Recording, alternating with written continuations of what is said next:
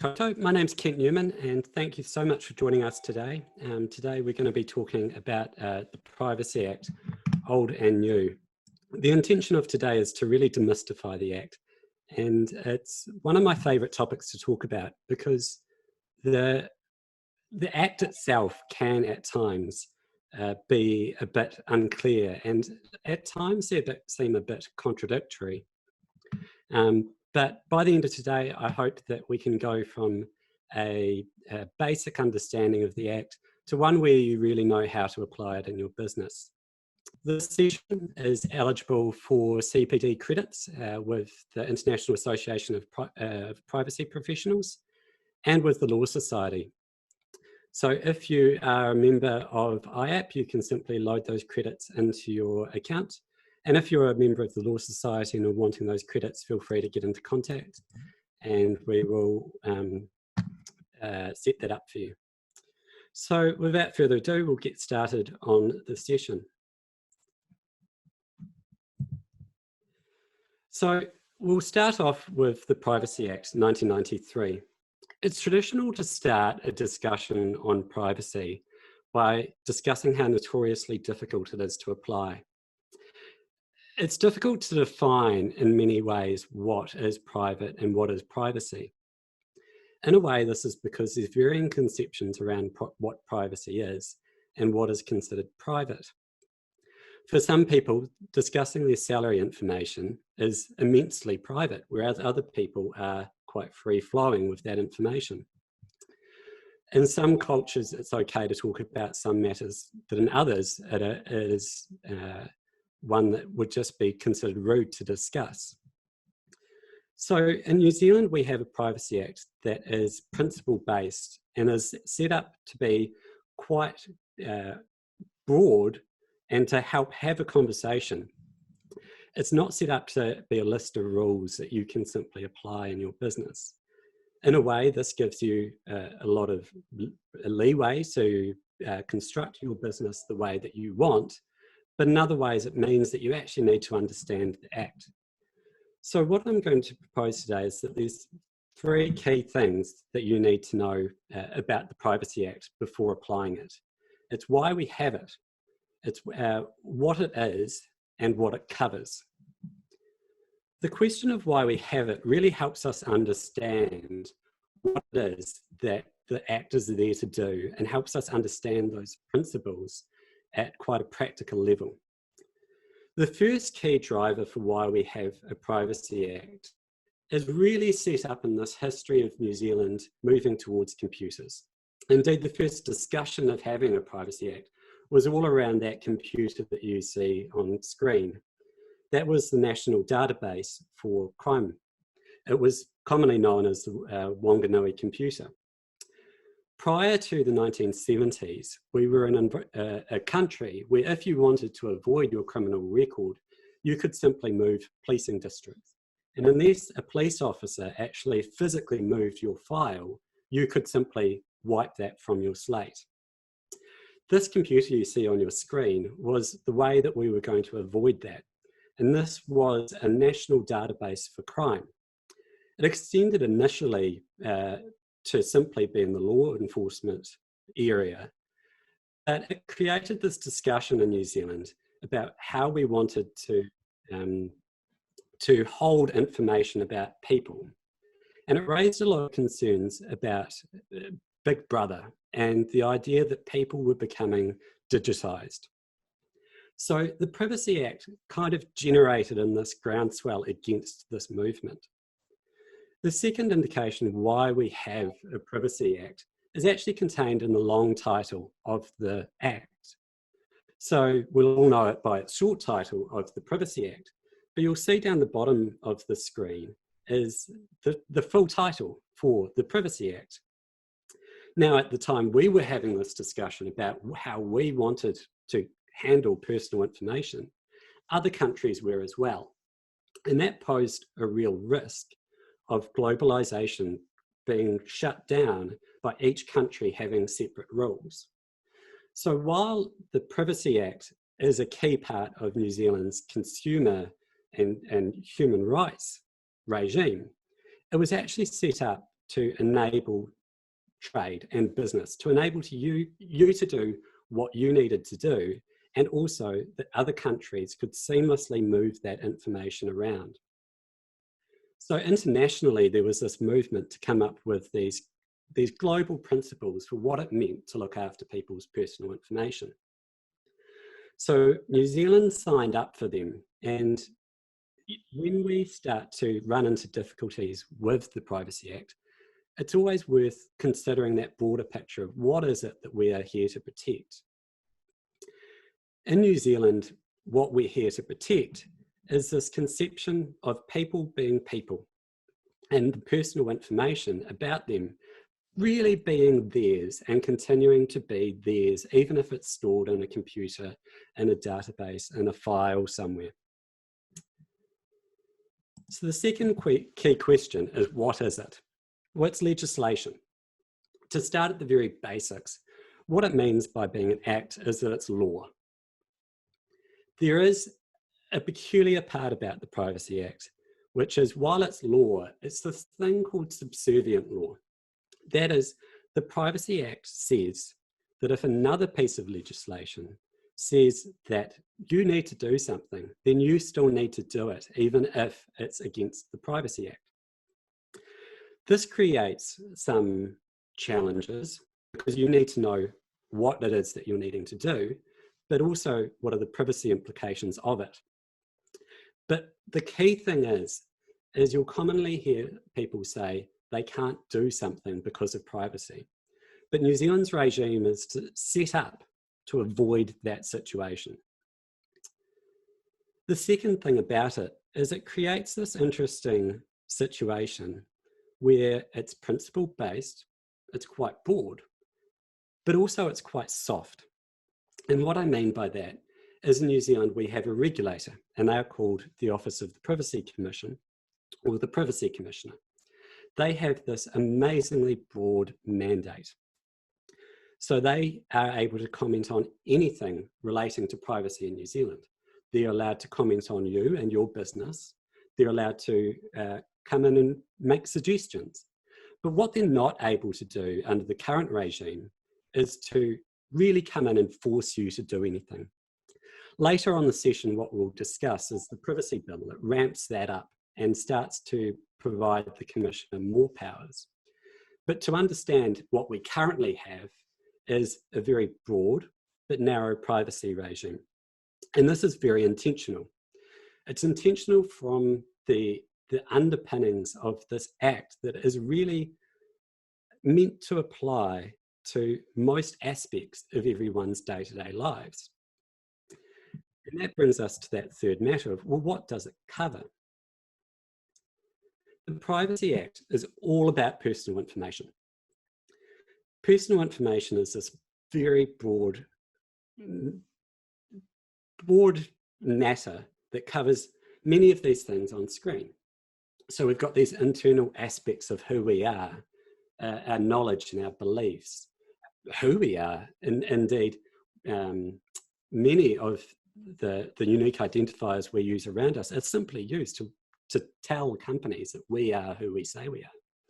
But there are matters such as our preference, as we'll see later on. There's some interesting things that are happening around that, for instance, with Cambridge Analytica and election interference. There's those external matters of us, such as our medical features, our ethnicity, our sexuality, our behaviour. These matters are really important, not just because we feel they're attached to us, but because they can have quite significant effects on individuals if they're not handled properly. If they're treated with disrespect, people feel disrespected, but also can be physically harmed. In New Zealand, we have quite a strong culture around financial information. We don't like discussing money, and that includes things such as salary information. It includes credit cards, what we own and our assets. In New Zealand, coming back to our broad regime, that means that it covers aspects around our employment.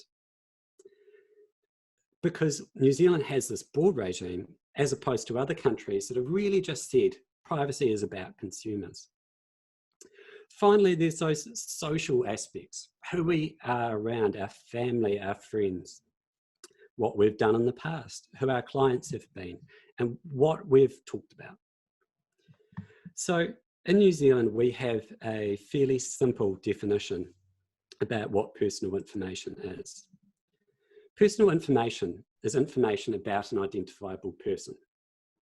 Now, we are in a very good position by having this definition because it's quite simple to apply. In other countries, there's been quite some challenges. They've used terms such as personal data and different definitions that have really created a lot of complexity.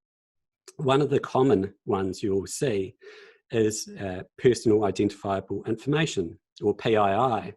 And that's quite a common indicator that you're dealing with a person that's well-versed in the American regime. But it's quite different to this personal information definition we have in New Zealand. So you need to be a bit careful with that. So in New Zealand, personal information is information about an identifiable individual. The first thing to pull out is that that word matters. The word about does mean that it has to be something connected with that individual, something that informs about that individual.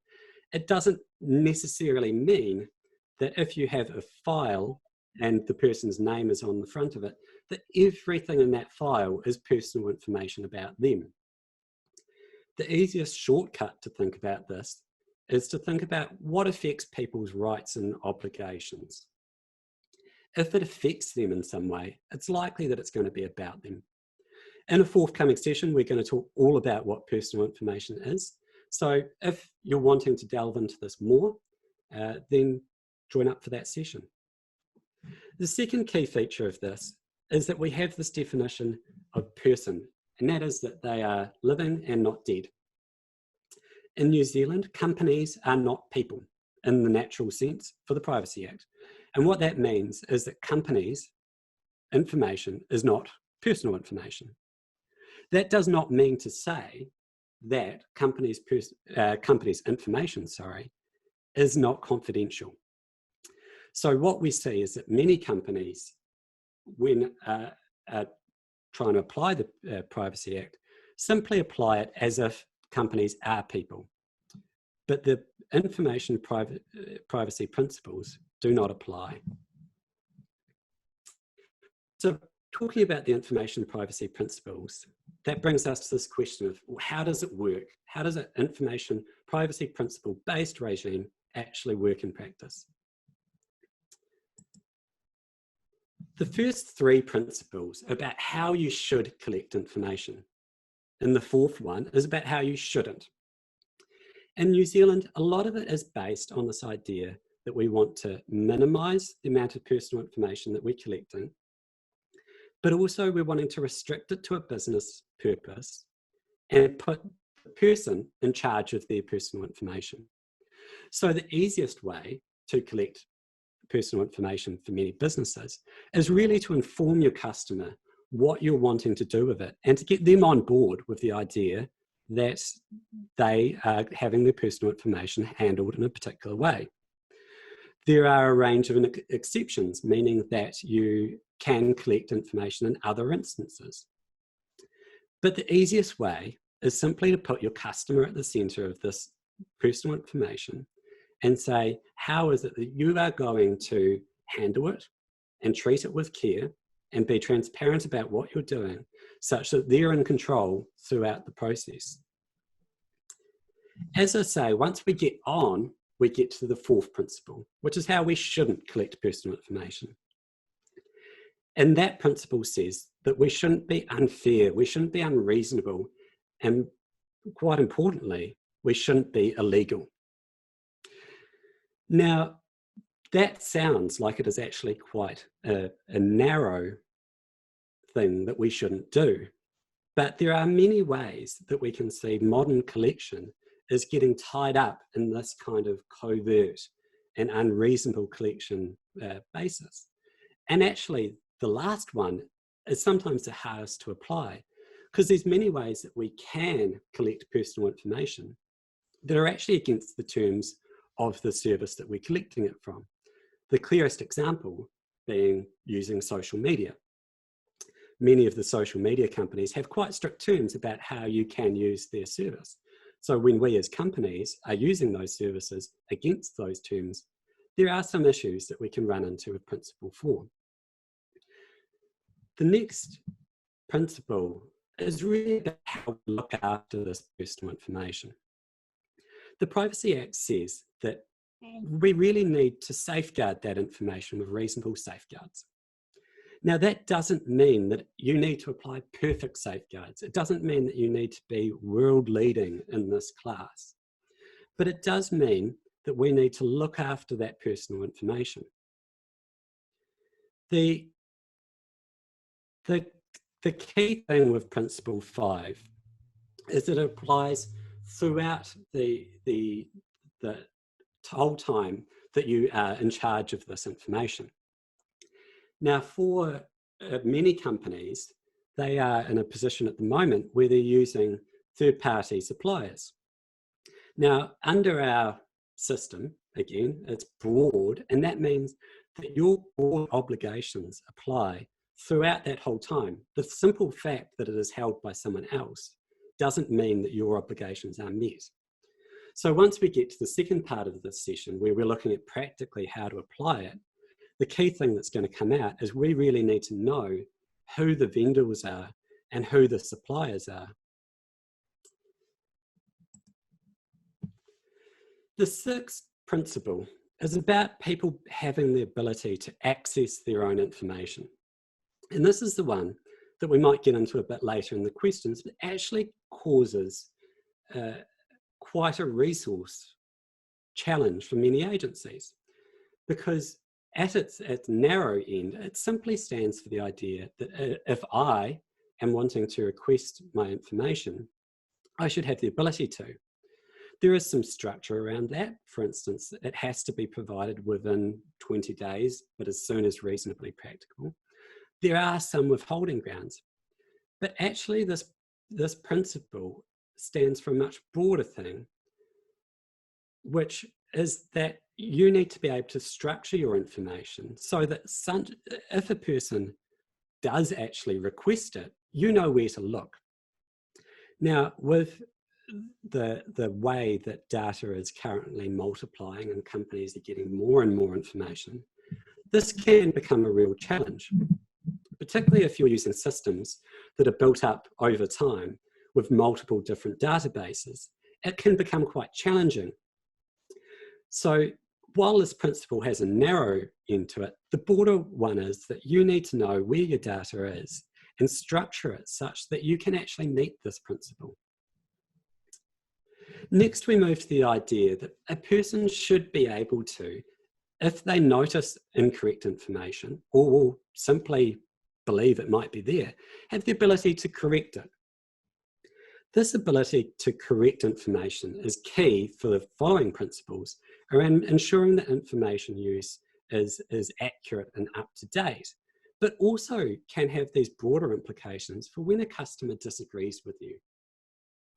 So one of the challenges, again, that we'll get to in a practical application, is sometimes a customer simply disagrees with you about a matter of opinion.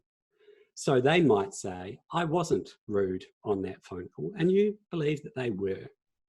Information Privacy Principle 7 therefore creates these interesting things where a person has that right, that power to actually come to an agency and say, I believe differently to you, and have that noted on their file in a way that actually clearly indicates that differing opinion. And the purpose for that is that with this information setup, it's really important that the information we use about people is accurate, that it is relevant, that it is up to date, and it's not misleading. This creates this challenge for companies that they hold all of this information that is actually a very valuable asset. But as it ages, we need to start thinking about, well, what's the expiry date on that? And there isn't rigid rules about this. It isn't something where the Privacy Act says it's 6 months for this, it's 12 months for another matter. We really need to think about, well, what is the time frame that we want to use personal information for a particular purpose. So let's say it's something like an address. They change from time to time. So after a few years, we might want to check it before we send sensitive information.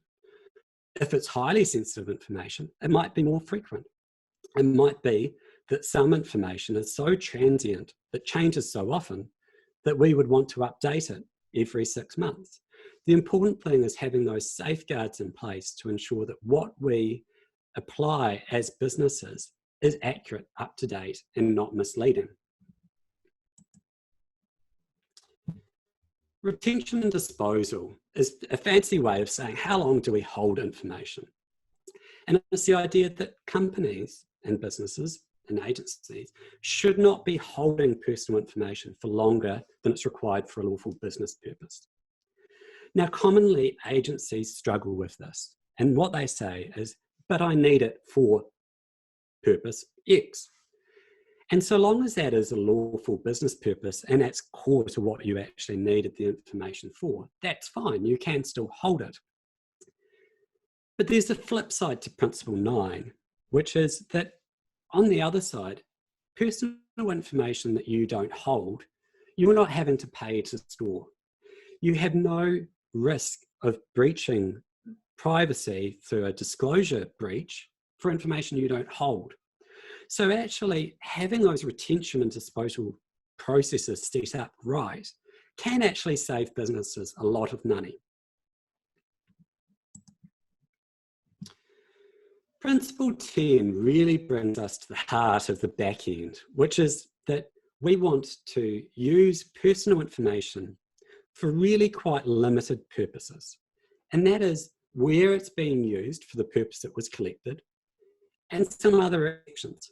But the core one is, when you bring it back to it, what have you collected this personal information for? Can you use it for it? Yes. Otherwise, you can go back to your customer and you can ask to use it for a different purpose. Or we could discuss the broader exceptions. But the real core crux of Principle 10 is don't collect personal information for one purpose and suddenly bring it in to some other reason simply because it's there. And that merges into the second of this kind of very practical principle, which is around disclosure, which says we should really only disclose personal information for the purpose it was collected, or with the customer's buy-in, with their authorization, or again with those quite limited exceptions. Most of those exceptions apply to public sector agencies or companies applying or dealing with, those public sector agencies. So Principle 11 is really trying to limit the situation that someone's personal information goes to one agency and then another agency, and the person really loses track of where their information is and how it's being used. That brings us to the final of the 12 principles, which is about unique identifiers. Unique identifiers are these codes and numbers that are assigned to people. Now, often, this principle feels a little bit out of place. It feels a little bit lost these days because we're not really as worried about it as what we used to be. But when we go back to why we have the Privacy Act and back to the Wanganui computer example, we see that actually the unique identifier, Principle 12 idea, is actually still quite key, which is we want people to be people. We don't want people to be numbers.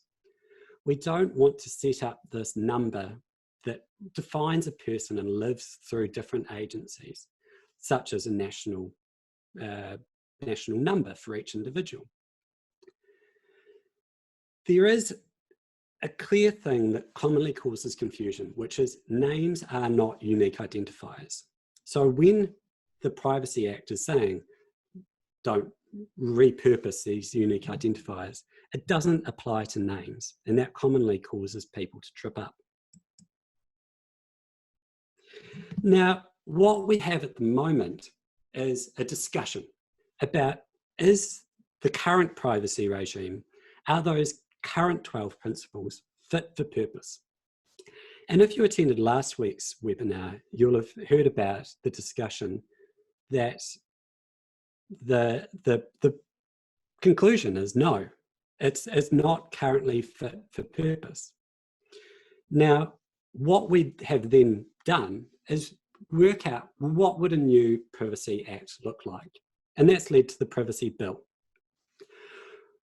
We've currently got it up to the final stage, basically. So it's gone through Parliament, it's been drafted, it's online, you can read a copy. If you can't find it, we'll send you a copy.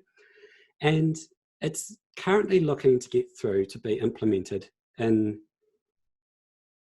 November. So I'm just going to work on an IT issue. The current stage it's at is before Parliament. It has one more stage to go before it's signed off into law.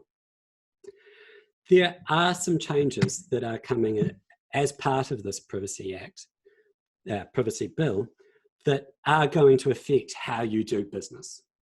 Now, the core of it is that it's the same rough structure, but the regulatory waters are raising. And that brings us back to that point at the very beginning, which is we have this board regime that doesn't have many enforcement powers. So what we're seeing with the Privacy Bill is a raising of the tide of that regulation. The Office of the Privacy Commission gets these new powers. But there's also this new thing that you should know about, which is we're going to now have 13 information privacy principles. So slightly confusingly, Principle 12 is going to become Principle 13. We're going to have a new Principle 12, and that really does focus quite clearly on that idea of the transfer of personal information. Bringing us back to that other core reason that we have privacy regulation in New Zealand around how do we deal with personal information cross borders.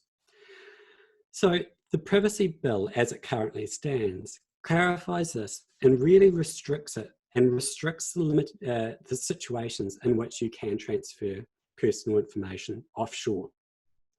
So if you are using the information privacy principles to transfer information offshore, there will be limited bases on which you can transfer the information. The easiest way, though, that you can avoid having any complexity here is to set it up so that you're not transferring it offshore, but actually are maintaining it here under New Zealand's regime. And that is done through setting up your vendors and setting up your third parties so that the contracts ensure that they are only ever going to use it for your purposes. This session is not long enough to necessarily go through the full implications of the IPP12 changes, but the key thing is that we really begin to think, what is it going to look like in November once this bill comes into force? So as I say, the key thing then from the old regime is simply that unique identifiers become IPP 13. So having had all of that, having understood all of that, we really need to get to this point of, well, what do we do about it? How do you as a business apply these quite soft principles into actual real world tangible things that you can do today, tomorrow, next week, without really having to do a lot of research further? And the good news is there's a lot you can do. So for the remainder of the session, what we're going to do is focus on what do you need to do to get started. So the first key thing is the Privacy Act, for quite some time, 26 years now, has said that you should have a privacy officer within your organisation. This privacy officer, their role is to ensure that your organisation and to promote your organisation does the right thing regarding personal information. They're that contact point where if you have complaints, if you have requests, your organisation knows where to go to. And it's really key that you have this position set up. It's also really key that you scope that role to be right for your organisation. What we see is that many organisations try and put that onto a part of an FT or a full-time equivalent. In some organisations, it falls on a team. But whatever you have, whatever you set up within your organisation, it's important that they have enough time to actually do that role effectively. What does that actually mean though? Because how do you work out how much resource that's going to take? The one way that you don't do that is look at the size of your organisation. And the reason I say this is, imagine two organisations. One is a health insurance company that is quite small. It's a professional health insurance agency, and they only have 20 staff. Now we imagine a company that sells paper. It might have hundreds of staff, but it doesn't really deal with a lot of personal information. So what I'm getting at is that actually the size of that role is not defined by the size of the organisation. We actually need to work along with the agency and really work out, what does this role take? In order to do that, it's worth thinking about, what does it need? What does your company need? What does your business actually need to actually do this effectively? Good starting points for this is you really should have a privacy policy that says actually how you're going to do it. This doesn't need to be unique. There's plenty around. You can work with other people's and really adapt it to your needs. But it should have that bare minimum compliance mindset of saying, here's how we do it. Here's how our agency handles it. Here's how we expect our staff to deal with personal information. The second thing you really need to think about, and we've touched on it a couple of times already, is where does our personal information go? Who are our third parties? Who are the vendors that we're dealing with? Is it that we're a small agency and everything's held in the small office space? Or are we dealing with vendors across the world? This can, in some agencies, actually scale to quite a lot of work quite quickly. When agencies are signing up for services in multiple different countries for multiple different purposes with multiple different data sets. Now, that could sound quite difficult, but the simplest way to do to deal with that issue is to reduce that overall contract management issue by just reducing the number of third parties you have. The third one is actually getting in and writing a privacy notice, writing that privacy statement that says to your consumers, to your customers, to the people engaging with your public service, if you're a public service, here's how that personal information is going to be treated. Now, the great thing about the Privacy Act is it contains a list of what you should put in there. Realistically, you're probably going to want to put some other things to just really explain it. But the core things is, well, what are you going to collect? How are you going to look after it? How are you going to store it? Who are you going to disclose it with? How long are you going to keep it? Who else could have access to it? This actually is a really good starting point for many agencies to deal with. If you get going on those privacy notices, it will really start to raise to the surface where any issues are.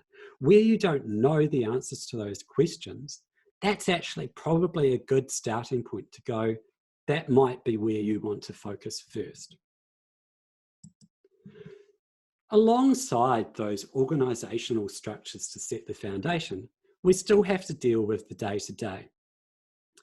For most agencies, that starts with 3 key areas, and that's those Privacy Act requests when customers are coming to you and saying, we want our personal information. When staff are coming to you and actually wanting to know, for instance, their salary information, why they didn't get that promotion. We need to keep that work front of mind. When we look at that work, that varies drastically agency to agency. So when you're thinking about resource and what it will actually take to do this, you'll need to actually look at it and see how many of these requests has there been in the past, how many do we expect in the future. The final one is that risk management and actually putting in place that operational risk awareness so that you know where your issues are, where the opportunities are, and where those risks need to be managed to bring it within your organisation's tolerances.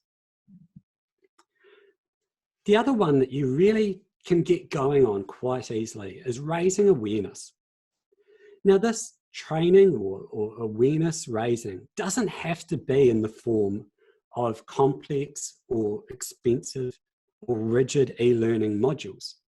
Indeed, and in fact, some of the best awareness raising campaigns that we're seeing at the moment are really just starting a discussion about privacy. In the current environment, what we're seeing is that there's national and international conversations going on about privacy that really are a great starting point within your agency to have conversations. Last year, we saw around Cambridge Analytica and the election interference. This year, we have around contract tracing and the coronavirus privacy considerations, that people are actually getting quite primed to think about privacy in a way that your agencies and your businesses can really start to have a conversation about privacy in a way that really jumps onto, well, how should our agency deal with this personal information? Many of these can be simple conversations. They can be conversations you could start after the session. They don't require a lot of work. They don't require a lot of resource. Now, when you've got those things starting to run, it's often useful to roll this into some form of program. A program of work is designed to basically work out where you are and where you need to get to. And the key thing for that is working out, sorry, slight issue there, is working out where is it that you're wanting to get to. So within government, there is quite a useful framework called the Privacy Maturity Assessment Framework. There's a good way of baselining an organisation about where it currently is. But then the next step is, where do you want to be? And the key thing is, not every agency should be aiming to be world leading. It might be that your agency is fine so long as it's managed. It might be in some areas that you need to be world leading. But the key to setting up a program is really working out, where do you want to be and what are those key tasks that will get you there? And when setting up that structure and your broader business, a key principle behind that is really putting that privacy thinking, what we've discussed today in those principles, into the design of everything you do. So let's say we're setting up a new database. The most expensive way that you can set that up is to build it, realize it's not compliant, and have to rework it. Privacy by design, as an aspect of your privacy program, is really encouraging your businesses, your agencies, to actually design these privacy mechanisms into the very core of your business. There's some really good resources on it. I believe there's actually a couch and coach session coming up that will be looking further into this. But this is really the core of actually how do you run a successful business that has privacy by design, saving you rework, saving you compliance issues, and actually saving you some of that BAU functionality.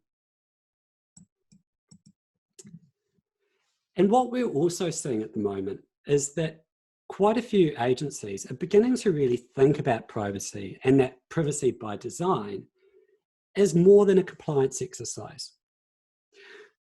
If I were to say to you, for example, two companies, Apple and Google, you probably are starting to think about which you would trust more with personal information. So we see in some of these companies, such as Apple, that they're putting privacy at the forefront as part of their competitive advantage. We're also seeing other companies start to realise that the privacy by design principles save them money. Coming back to principle 9, that information that you don't hold doesn't cost you money. Coming back to principle 6, if you can actually effectively find the information that you're looking for, that reduces the resource cost of finding that information and managing that request. The next stage on from that is that the customer can actually find their own information, meaning they never even have to put in a request. We see that companies that do this have better customer experience, better customer retention, and better brand experience, which are all aspects that extend beyond compliance and really show privacy moving into this realm of actually being a core part of your customer offering. In order to do this, there are some avenues that are available. The most recent of these is the Privacy Trust Mark from the Privacy Commissioner. It's a recognition or a warrant that an agency's really thought about privacy and put it into the centre of the design of their business processes. The process for doing so is available on the Privacy Commissioner's website.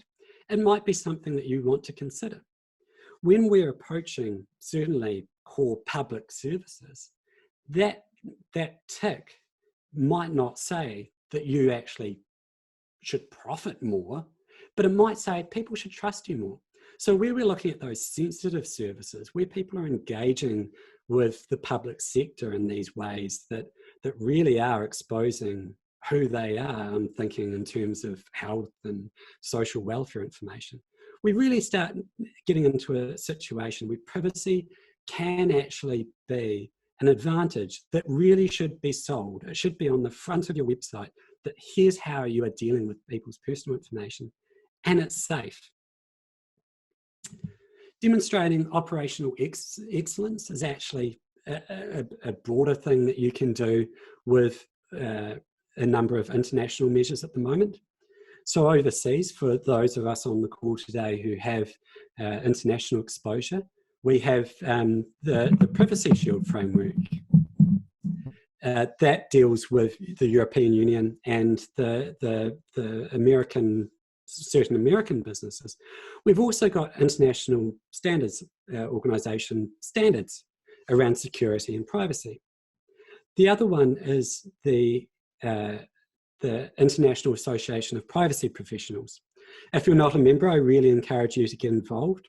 And once you're involved, you can certify. There are a range of certifications in place.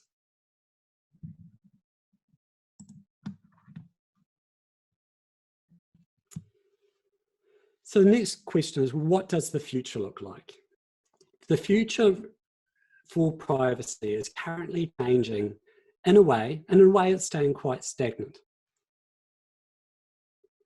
The current situation is that privacy really, as I've alluded to, has come to the forefront of a national conversation about how do we want personal information to be managed during a pandemic.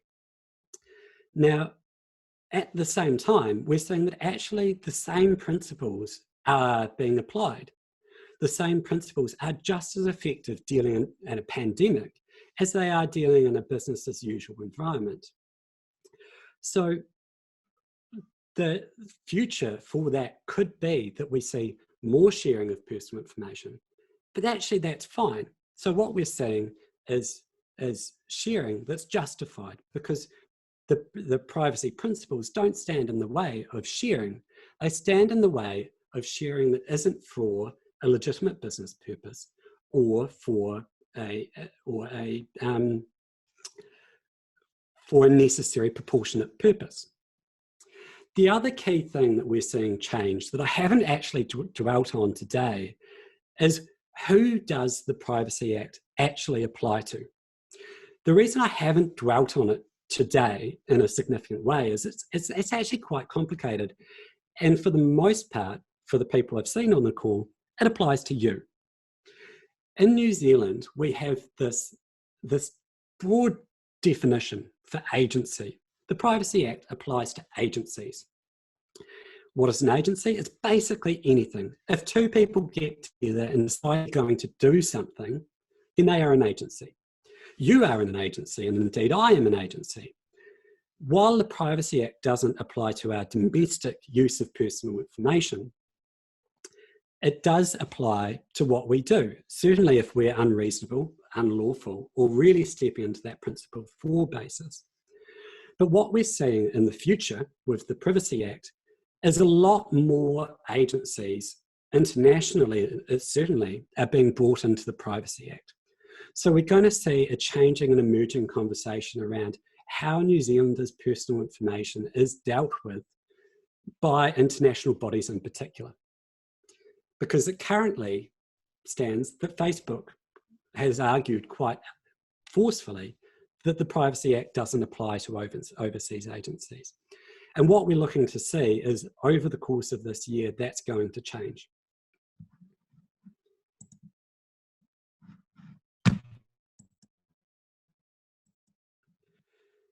Before we get into questions, I know I've thrown quite a lot at you today in terms of things that you need to do and things that you can do. TwoBlackLabs is here to help. TwoBlackLabs, as you may be aware, is set up as a boutique privacy and security consultancy, and we've got some ways that we can help you. The first is that we've got our contact details. Feel free to get in touch with us. The second is on our website, we have a free readiness assessment.